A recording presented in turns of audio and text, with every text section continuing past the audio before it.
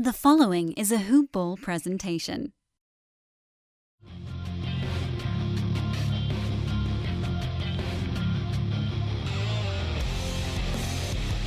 Welcome to the Fantasy NBA Today podcast. Hello, everybody, and welcome to Fantasy NBA Today, or if you're in the United States, Fantasy NBA Tonight. Adrian and I tried to record the show this morning, and I had some technical difficulties, so it is coming out late in the evening here in the United States. I'm in Chicago. We're recording this at 8 p.m. on Friday, September 14th. Adrian, how are you tonight?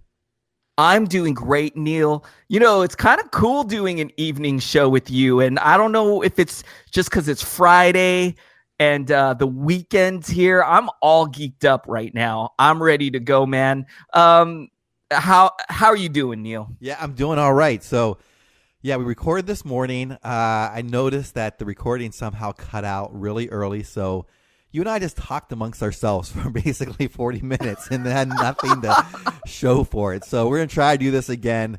And it's funny because I recorded with you. So this is this was my day. I recorded with you. I went and played golf. Because of the traffic, it took like an hour and a half each way. And, you know, golf takes like 5 hours. So, like, I played golf and came back, and now I'm on with you again. That was basically my entire day. Neil, you live a hard life, my friend. I know. Playing golf, podcasting. You're going to jet set as soon as the show's over. You're going to jump on a plane and head off somewhere. You live the good life, man. Yeah, right now I am amongst the in-between job set. So I do work with kids in the evening sometimes, but that's during the week, and right now it's a Friday night. Nice. So anyway, let's hop into some fantasy news. Hey, wait. Oh, wait. Oh, yeah. No, I'm sorry. We gotta talk about the draft guide. I forgot. Before we get into it, yeah. You know, Neil, why it's really important for us to talk about the draft guide is this is the last week that you can get the draft guide for $13.99. And the price is going to jump up after this week. Go and get the draft guide, you guys. It's loaded, fantasy value, team and player profiles, a minute per game projections. There's a column on second-year players, third-year players, the schedule grid, schedule analysis. This thing is loaded. We're going to be constantly adding to it throughout the offseason as we get closer to the regular season. We got draft strategy guide that we're going to add to it, deep league money counter specialists, a rookie report, reader mocks that we're going to add to it with Neil, this thing is just going to be loaded. I'm going to really take a deep dive into the into the draft guide this weekend. So I can't wait. You guys go and get the draft guide. Yeah, and the other thing that's on there that I just started doing the last couple seasons is the DFS stuff. And so there's also information on getting started with DFS if you're new to it for fantasy basketball, and then becoming good at it. And that's something that I think the wave of we talk about where fantasy basketball is going, where basketball is going. I think a lot of us know that gambling is now legalized, so that it's going that direction, and I think DFS is going to be a big part of that. So if you're interested in getting new lineups every day and how to compete in those formats, and just improving your fantasy acumen, I'd really recommend the draft guide as well. I think we've shilled for that enough now. Are you ready to move on to some topics? Or do you have any more to say about that? No, I don't mean to be facetious about it, but it is something that we do charge for, as opposed to most of the things we do here are for free. So we would appreciate any support you have in getting that guide. Let's move on, Neil. We got to talk about some news and notes. And first thing that I think we need to hit on is the Russell Westbrook news. He had arthroscopic surgery on his right knee, could miss anywhere between 4 to 6 weeks. Neil, the fourth surgery on this same knee. What do you think about this, Neil? Does this hurt his value for you? Are you lowering him down your guard rankings? What are your thoughts on this, Neil? Yeah, this one scares me a little bit. I know it's preventative in nature, and he may not miss that many games, at least as of now. Talk about maybe missing the first week. But this does make me pause to draft him. He's always been a player that I am a little hesitant on in drafting. And, we all know that Westbrook is such an athletic freak and also just a diehard energetic guy who gives it everything he's got, night in, night out, possession by possession. So I wonder, will this affect that at all? Will they rest him maybe a little bit more? They've got Schroeder coming in. Maybe they can rely on him a little more as point guard and give Russ a few less minutes every night. So I am probably going to downgrade him. He's ranked in Yahoo as 10th, I believe, overall. In what I'm seeing, and I know last year in 8-cat, he finished about that, 9-cat a little bit lower because of turnovers. I'm probably going to rank him more like 15th, so I don't think I'll end up getting him because of his popularity and his name. But yeah, I'm probably going to – I don't know what point guard he'll be for me, but probably 15th overall is my first sort of hunch at that. Where would you put him now? Yeah, he's going to drop off pretty far for me too, Neil. And, he's not a guy, I've been doing a ton of mocks. I don't know how many mocks I've done. I never, ever ended up with Russell Westbrook in any of my mocks, Neil. I'm really trying to focus in on 9 category leagues this year.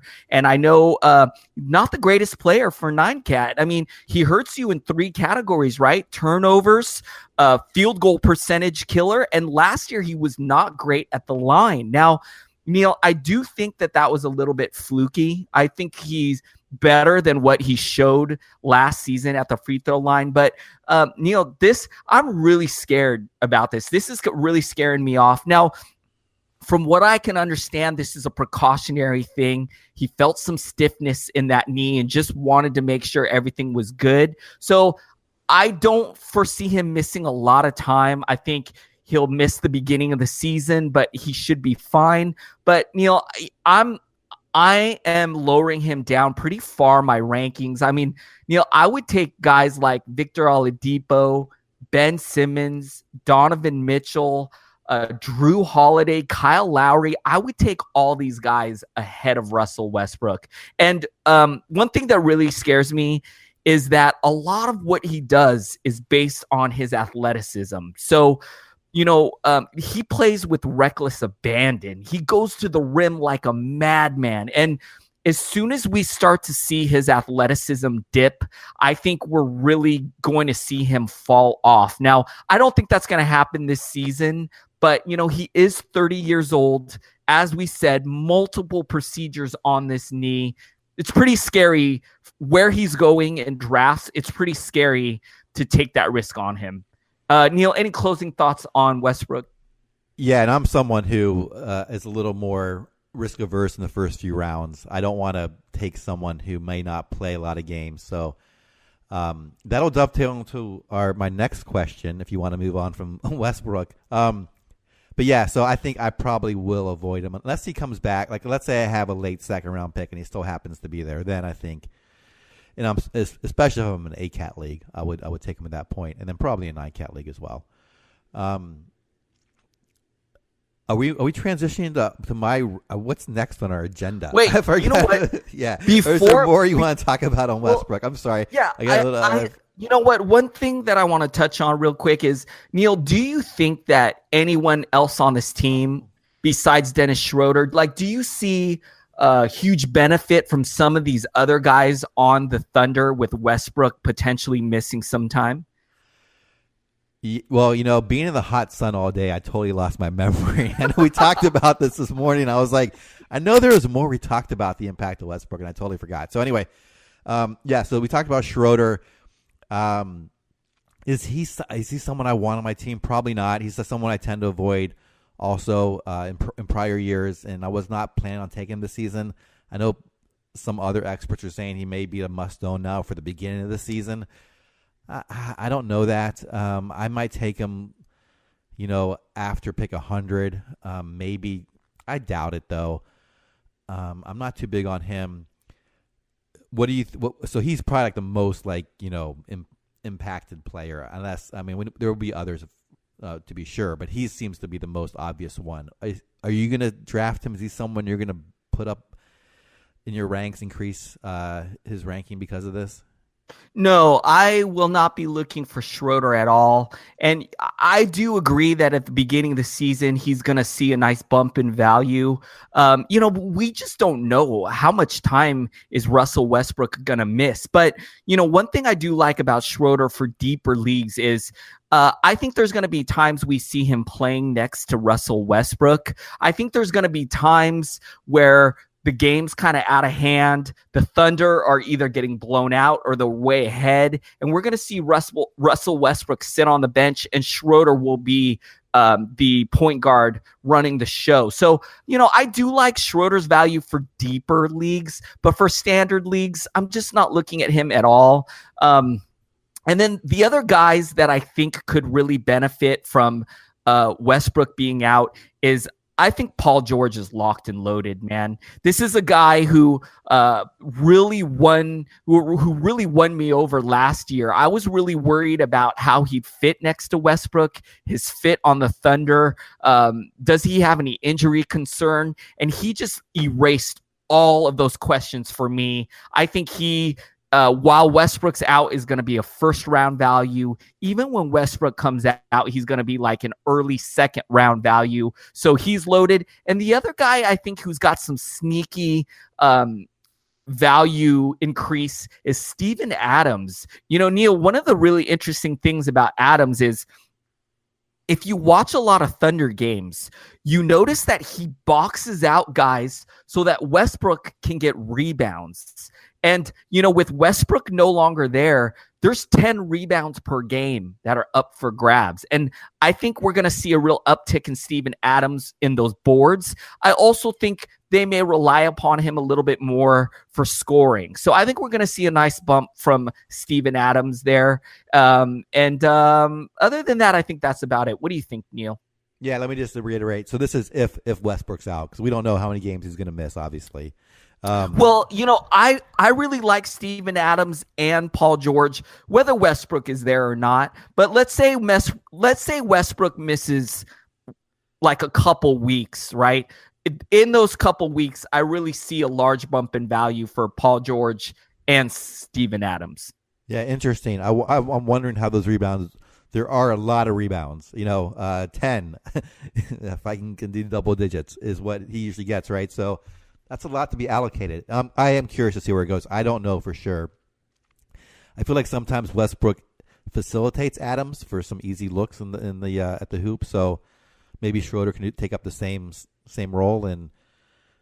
But I'm curious to see. I sometimes don't know how new dynamics play out when a player is out. I do like your thoughts on Paul George. I think he's going to do even better this year than last year. So I think first round value is not out of the question. For me, probably it's going to be mid-second round again. Would you rank? I guess you'd rank them George higher than Westbrook. Is that what you're saying? Yeah, I take Paul George over Westbrook, even just straight up.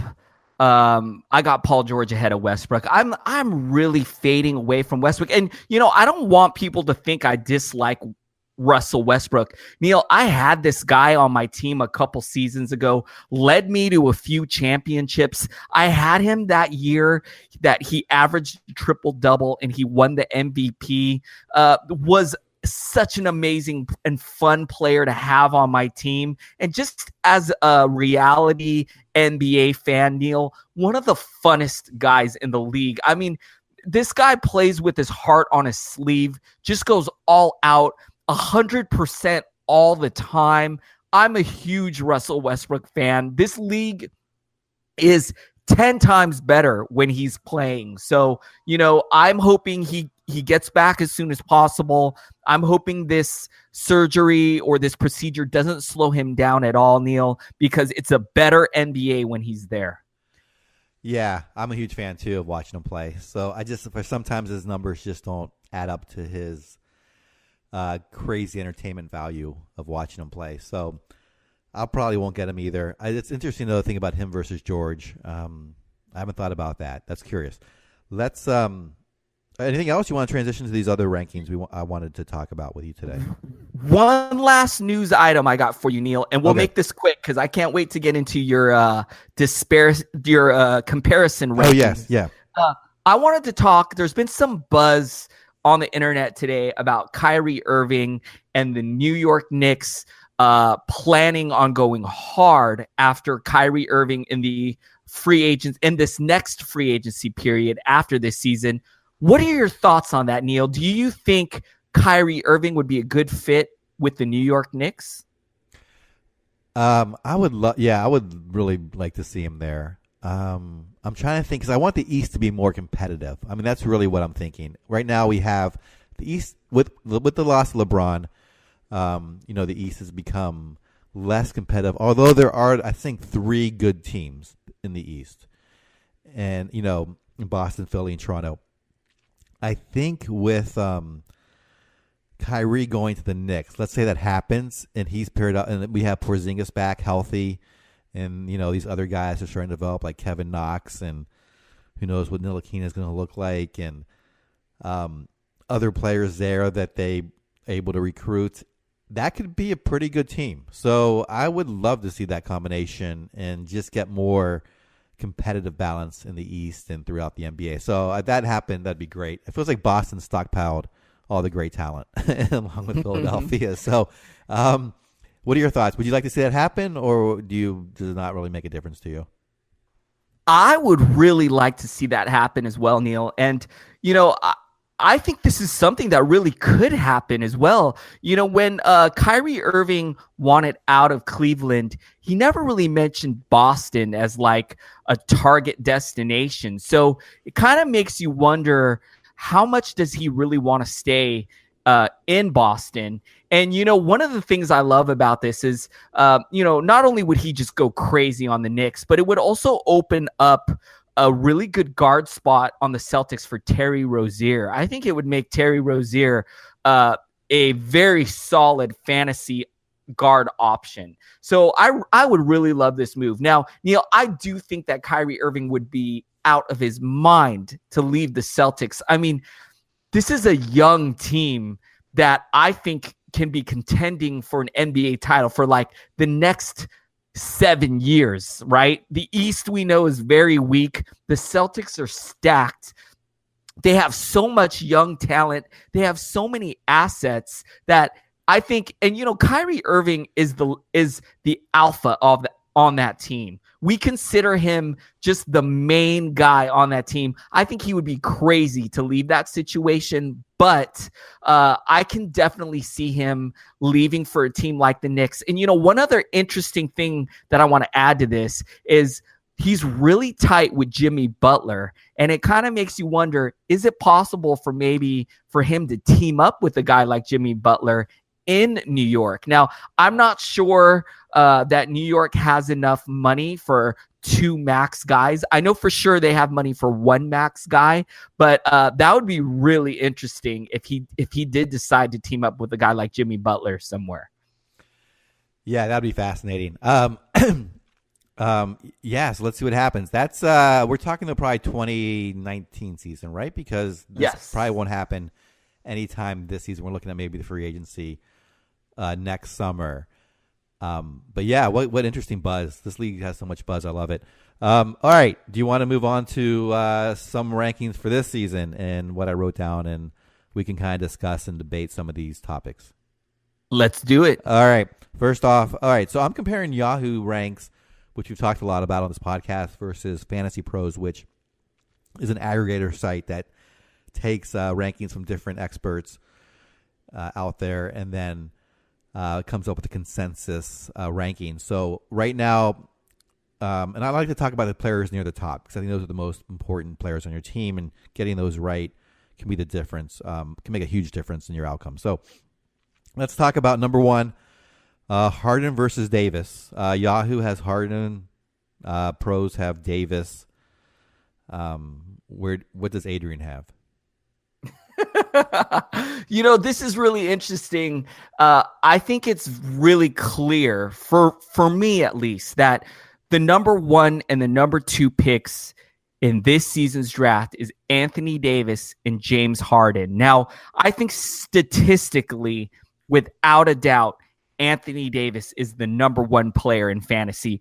Neil, as long as Anthony Davis stays healthy, without a doubt, Anthony Davis will finish as the number one player in fantasy. But there are times, Neil, when I'm doing mock drafts, there are times where I actually like to pick James Harden over Anthony Davis. And let me explain why. If you go Anthony Davis with your first pick, you gotta take a look at guards when your next picks come around. And when round 2 and round 3 come and you're up, there's really not great elite options at point guard anymore, right? A lot of the guys have come off the board. D'Angelo Russell is gone. Victor Oladipo is gone. Damian Lillard's gone. Kemba Walker might still be there. He's probably gone. Donovan Mitchell is gone. Drew Holiday is gone. So this is the reason why I kind of like to go James Harden first, because, Neil, if you pick James Harden with your first pick, now you want to go big men for your next pick. And there are still some really great elite big men on the board. And so this is my only reason why I can see going Harden over Anthony Davis. But in a vacuum, for me, it's Anthony Davis number 1, James Harden number 2. What do you think, Neil? All right, I got to just interject for there for a second. You did say D'Angelo Russell. I think you might have misspoke when he said the top point guard. I know you had a debate with Dan about how good he is, but I don't think he's going first or second round just yet. I know the Adrian. Did I really say D'Angelo Russell? Did. You know, I unless I misheard you. There's got to be an Adrian Benjamin's bump for rankings, but I don't think he's first round talent yet. This is why we should never, ever do evening shows. Neil. This is why we have to keep the shows in the morning. This is crazy. Okay, I meant to say James Harden, you guys.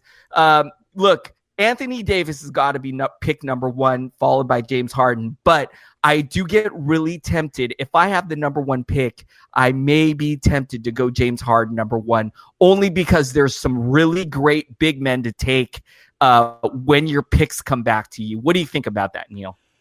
Yeah, so when I'm evaluating Davis for this year, doing my projections, I have to do it all with the second part of the season last year when Cousins, unfortunately got injured, and then Davis didn't have to play next aside from him because Cousins is such a phenomenal reality and fantasy player. So the numbers for Davis were off the charts once Cousins went down. So that's how I have to evaluate him compared to Harden or anyone else in fantasy. So even as I am someone who's risk averse in the very beginning, if I had the number 1 overall pick, I will be taking Anthony Davis and not even thinking twice about it. It's such a disparity. It's worth the risk, even for someone who's chicken like me about injuries. All right, can we go to player number 2? Unless you have any more thoughts. Okay, so yeah, this is Stephen Curry. Not a big discrepancy, but it is 4 versus 7. Yahoo's a little bit higher on him versus the consensus rankings of Fantasy Pros. It's good to get these right because there are big differences between 4 and 7 usually. And Curry coming off injury last year, he's always been in averages, both in 8 and 9 cat league, top 5 for the last 3 seasons. With Durant there, I don't know if they're going to rest him more. I don't know what his ankle issue is like. Last year he finished in totals more like 20-something because of all the injury issues. Do you think he's more a 4 or more a 7? So I'm going to lean closer to Fantasy Pros here, and I'm going to peg him more near the 7 range. Now, for me in my personal rankings, he's right about at 6.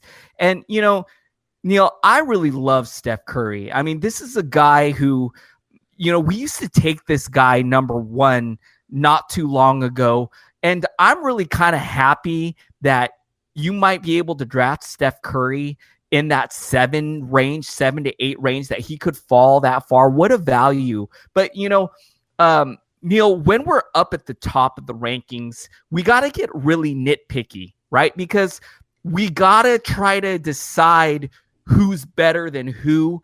And you got to take into account all these little factors. You mentioned the injury concern. He missed the beginning of the playoffs with an ankle injury, same ankle that's caused him problems all throughout his career. We got to take that into account. I don't think his ankle's a problem. I think he's 100% healthy. He's going to be fine. But you got to take that into account.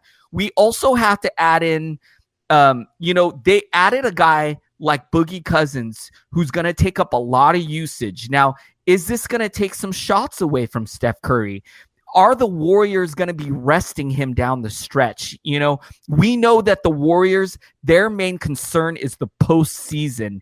They're not concerned about finishing the regular season with the best record. So you got to take all that into account. And that's why I have Steph Curry closer to 7 than 4. What do you think about that, Neil? Right now in my rankings, I have Steph Curry 5. So I guess I would lean towards Yahoo. I am worried about the rest at the end of the season, but as long as my playoffs end by March 31st, I'm not concerned about too much rest there. And I guess the other concern would be, how does Cousins, once he comes back, how is he going to be incorporated? Because that's a high usage player who not only is he high usage, he's kind of high maintenance around his usage. So you can't really Steve Kerr's going to have to fit that ego in somehow, and that may take away from all those players. And as we've seen, Steph has been very willing to defer to Kevin Durant in terms of allowing him to be the top scorer in that team or an equal scorer. So I think Steph's willing to sacrifice a little bit of his numbers for the greater good of the team. So you're right. That does concern me, but I still think that might be too far in the future to worry about. So I'm putting Steph 5 as number 5. So I think I would, if I had to pick between 4 and 7, I would lean towards 4. All right. Who else you got, Neil? All right. I got another guy here named Kawhi Leonard. 13 versus 23. And I don't know how fantasy pros, I don't know who's the pro who's really knocking them that far off. Maybe they haven't seen any updates yet. But anyway, 13 seems to me like where I would take Kawhi this year. So it's not even close. Do you have any concerns about Kawhi going that early? I'm not a Kawhi Leonard guy, and even I have him closer to 13 than 23. So 23 feels way too far off. So far so good, Neil. Everything we're hearing about Kawhi Leonard is good. He looks good at workouts. I can't wait for preseason to start because I want to see him on the court.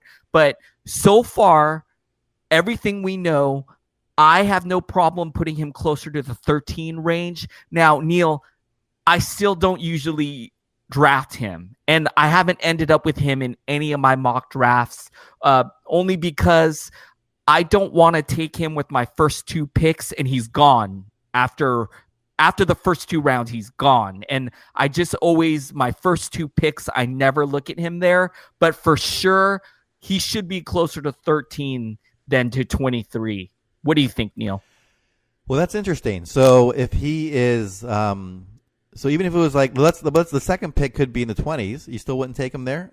So I think the reason why I don't end up with him is because I'm so focused on getting my bigs, my centers and point guards. I'm like really focused on position right there. And he's a small forward. So I just, and then also too, he usually goes at the very early part of the second round. Like, for example, Neil, if I had pick 1 and it came back to me and he was there, I would most likely take him at that turn, right? At that second, third round turn, I would most definitely take him there, but he's always gone by there. So for me, I just never end up with him.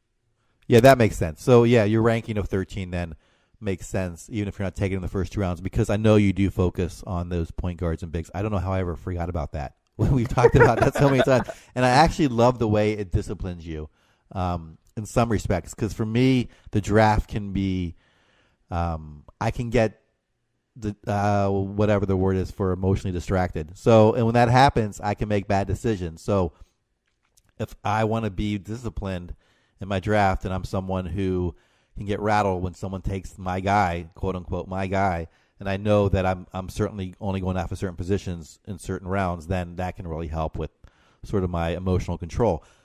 I have yet to do that, and maybe that'll work for me. Maybe I'll try it out. I'm going to try so many different leagues this year. Maybe I'll try it out in a couple ones. Anyway, if Kawhi for me, I think he's going to finish. If he's healthy, I think he's a first rounder again. So I would absolutely take him if I was on the turn and he was still there as a second pick. I would take him anytime in the second round. So that's how I feel about Kawhi. I love him this year.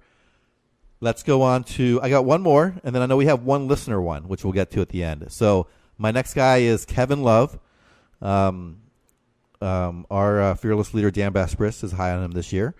He's ranked 35th in Yahoo and 25th in Fantasy Pros. Which one do you like better? Man, I'm definitely going for 25 Fantasy Pros, and I kind of wonder if even that is a little too low for Kevin Love, right? Because Neil, we talked about it before on previous shows. This is a guy who could potentially have first round type upside now that LeBron James is gone. Now that Kevin Love is going to be the number one guy on that Cavs team. That Cavs team is really lacking talent, really lacking a guy in the front court, whereas Kevin Love is just going to be the man. So I definitely would lean closer to Fantasy Pros on this one. What do you think, Neil? Yeah, this one's tough for me. So let's kind of do the Westbrook analogy where we said if he's out, right, there's all these assists, all these rebounds, all these points going to other players.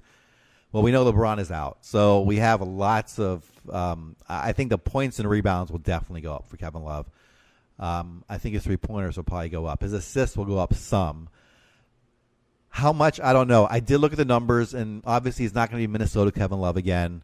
But even if he's 2/3 Minnesota Kevin Love, he's still I think somewhere between 15 to 20. So then the only issue, so I would probably rank him there on a per game basis. But then as I do my projections, I do injury risk, and he is someone that's going to be high on injury risk. So he may fall for me then down into the 20s and certainly maybe down to 35 yet. Right now, I would say because I try not to take guys that are injury risks early on, I would probably put him more to 35. But that may change as we go into the preseason, and I get to see just how much the offense is going to be generated by him. So I right now I'd probably say closer to 35, probably more like 30, 31, something like that. Yeah, and I never really end up with Kevin Love in a lot of my mock drafts. One of the reasons why I tend to steer away from him is because he's not a big defensive guy, and I'm really hunting those blocks. I really want bigs that are elite in blocks at this point of my draft. So I never really end up with Kevin Love, but I know without a doubt, I think, it would not surprise me if he finishes the year right at that beginning second round, as far as where he's going to finish overall on the player rater. I just think we're going to see all of his numbers go up. We're going to see his usage go up as long as he stays healthy. I just really think that he's going to be a great value this year. So definitely leaning more towards Fantasy Pros on this one. Yeah, if he doesn't get injured and he plays 70-ish games, let's just say, he's going to be no worse than second round value. I agree. I'm worried he might drop down to 60 games, and then he obviously falls into the 30s and below. So a little hesitant. That may change, but my first gut is to say more like 35. All right, so I have no one else on my list, but we did have a listener question. I forgot who it was, so do you still have that information? Yeah. So VP, our friend of the show, VP on Twitter, wanted to know our thoughts on Isaiah Thomas this season. He's reuniting with Coach Malone, and wants to just get our thoughts. Do we like Isaiah Thomas this year? What do you think about him? Yeah, last year, obviously he had that one great year in Boston, fantasy-wise and reality-wise, and then really struggled in Cleveland, coming off that injury and then that whole situation. Went to the Lakers, even when he got minutes there, he did not really produce really well. His field goal percentage was not great, and that was a huge drag on his fantasy value. I am probably going to avoid him this year. I think he could be very good. We've seen he's going to be the sixth man, right, in Denver, and we've seen six men do well in fantasy, guys like Lou Williams, and I'm forgetting others. But I know there are guys that can not be a starter and still do very well in fantasy and be in the 50s or 60s. I don't know if Isaiah is going to get there. I probably wouldn't take him anywhere before like 75, and even that's probably early for me. I'm thinking he might end up there. So as I sort of stutter my way through this, I'm thinking he's probably going to. I probably wouldn't draft him in the top 100. I know the upside is there, but I just think they've got so many great talented players on that team, and I think he's going to be someone who's just willing to be a team player this year and share a lot more. So I don't see him as a high fantasy player this year, and anywhere above maybe 6th, 7th round value. And so I wouldn't draft him to more like 9th, 10th at the earliest. Excuse me. I'm not an Isaiah Thomas guy, Neil. I never end up with him on my teams. I don't think I've ever had him ever in my fantasy in all the seasons I've ever played fantasy. Now, I'm going to tell you though why I can see the case for drafting him, Neil. Currently going on Yahoo has him ranked around the 120 range. Listen, Isaiah Thomas, this is a contract year for him. And, you mentioned he's going to be that sixth man off the bench. I think even in like a lower 20-minute role, he could put up some decent value at this spot where he's getting drafted. I think there's going to be times where Malone goes with the hot hand and we see Isaiah Thomas finishing games, which really scares me for a guy like Jamal Murray. It's one of the reasons why I haven't been targeting Jamal Murray in a lot of my drafts. So I can understand the case for Isaiah Thomas. If you miss out at point guards early and in the middle of your drafts, at that 120 range, if you need a point guard, I'm okay with taking Isaiah Thomas right there. He's got a lot to prove. He's got a giant chip on his shoulder this season. And I think he landed with the right coach, a coach that's familiar with him, a coach that already knows him, a guy that is a big fan of his. So the situation is right for him. So I can understand why people could be looking at Isaiah Thomas. But for me personally, Neil, at this spot of my draft, I plan on being done with point guards. I'm hoping to already have 3 or 4 solid guards by this time of the draft. So not a guy I will probably end up with on any of my teams. Neil, any closing thoughts on Isaiah Thomas? I think I need to just say I'm going to think about this for a while. I forgot it was Isaiah Thomas, so I was not prepared as we were discussing this, and I don't know. Maybe he might work. I'm trying to think now. Will Barton played that 6-man role last year, right? He came off the bench and was fantasy relevant. He's now starting, and I wonder how much IT can replicate that, or how much they want him to kind of replicate that. So, yeah, I know. I'm just trying to think this through, but right now I would say no, but that could change. So I'm sorry. This is going to be a really intriguing team to watch, Neil. They Right. got so many talented guys on this team. Jokic, Millsap, Barton, Gary Harris, Jamal Murray. This team is loaded with talent. And I'm really curious to see the infusion of Isaiah Thomas, how this is all going to go. So, just another intriguing storyline for this upcoming season. But yeah, man. And Isaiah Thomas really flies under the radar in these drafts. I've seen him even go later than 120. So I think at that spot, he's a really decent value. Anything else, Neil?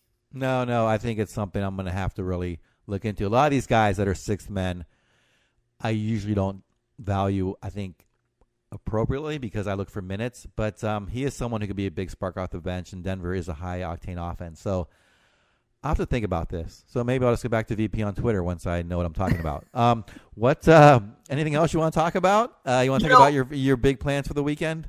Any birthday parties? Aren't you having your bar mitzvah? 13? What am I doing? Oh, you know what? Okay. So my wife and I are celebrating our anniversary, not our wedding anniversary. It's like when we first met. 8 years, Neil. I've been with my wife. So we're going to do something special this weekend. I think we're going to go, I don't know, we're going to go somewhere, do a brunch, and maybe find a pool at like a nice hotel and just lay out and just order cocktails by the pool and just relax. Like we're going to do something nice. So that's my plan for this weekend. What do you got, Neil? Oh man, that sounds fantastic. And congratulations on the anniversary of is that like your first date or when you first like you guys like saw each other's eyes and like fell in love? So this was our very first date. And Neil, I don't know if my very first date, I took my wife to Greek theater. We saw a band called Band of Horses, like an indie rock band. It was our very first date. And so 8 years since that day.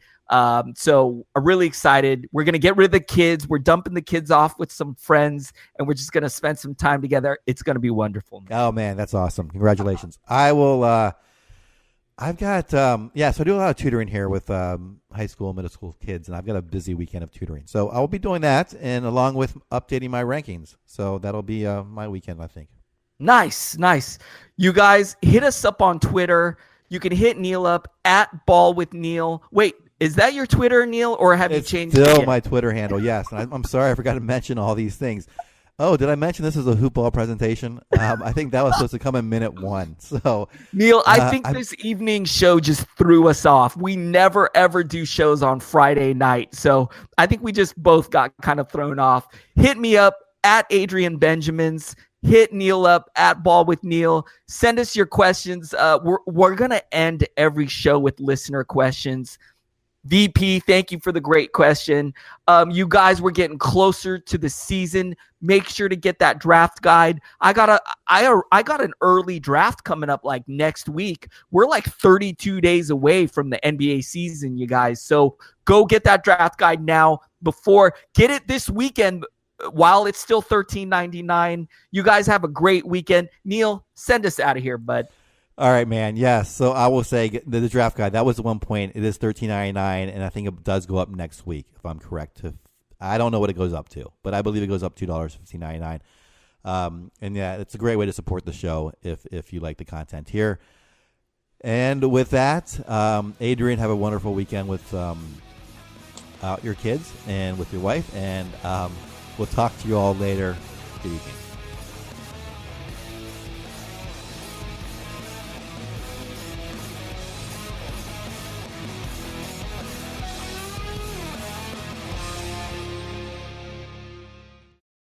This has been a Hoop Ball presentation.